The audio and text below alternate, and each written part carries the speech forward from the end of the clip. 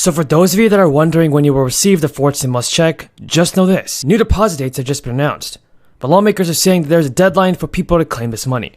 There is also some new eligibility requirements to have to be met, so make sure to continue watching this video to stay up to date on this. As we all know, many people are seeking financial relief from Congress or the state government, but the good news is that lawmakers have finally taken action to do something about this. Get ready for stimulus payments.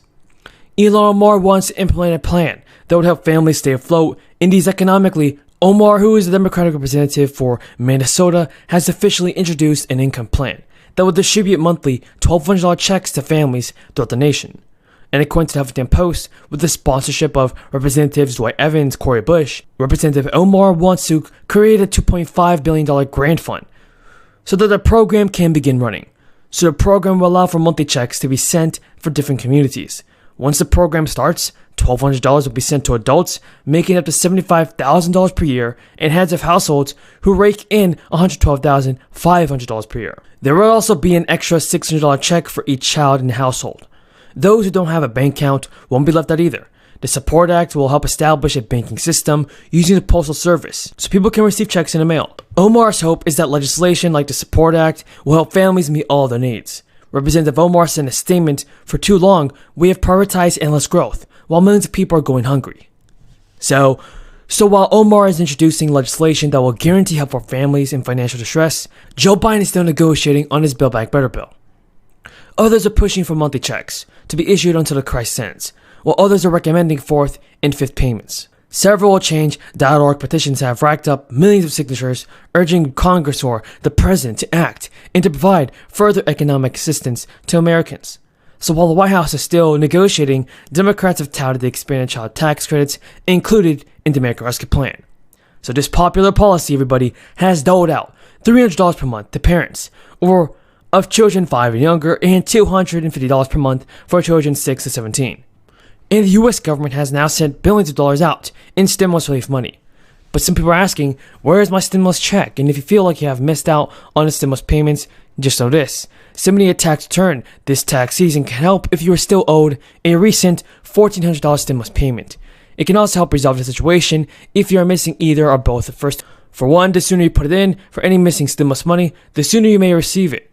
It's important to remember though that even though you are due a stimulus check, you could owe taxes that are more than that sum. If you decide to take a tax filing extension, you could have more time to submit your return, not to pay any money that you owe. Thank you all on the panel for your testimony. Professor Yelowitz, President Biden and others have argued that corporate greed causes inflation. Biden quotes 17 economists to also argue that Build Back Better, a couple $1 trillion worth of deficit spending, will reduce inflation. Speaker Pelosi recently blames inflation on low unemployment. I was wondering if you could give us a little review, a little economics 101 on what actually causes inflation.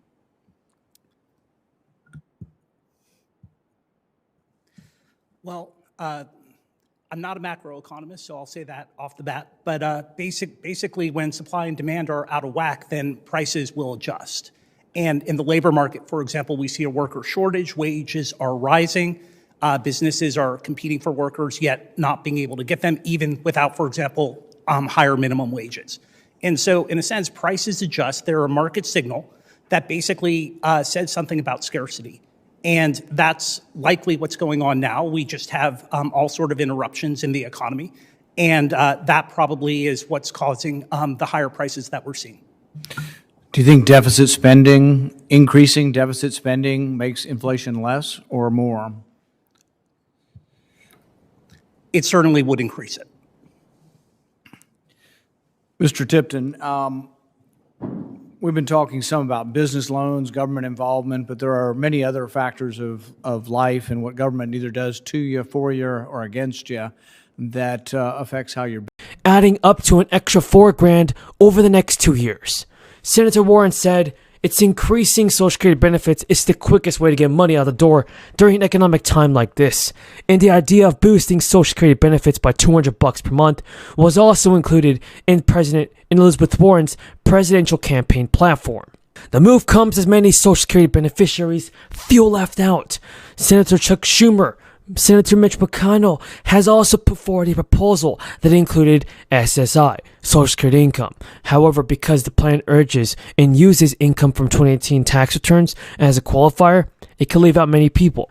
We have a ton of news to go over about the fourth stimulus check. Continue watching this video to find out the latest news on this. President Biden is finally taking and helping the American people.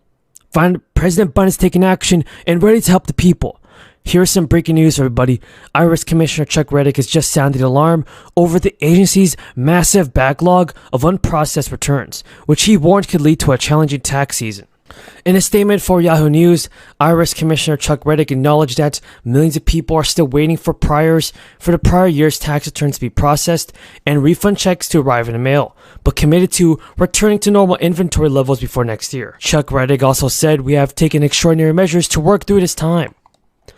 But the big news is for people that are currently waiting to receive tax refund payments for this year. Chuck Reddick noted the agency is also grossly understaffed. And according to the Congressional Budget Office, it is 20,000 fewer staff than it did in 2010.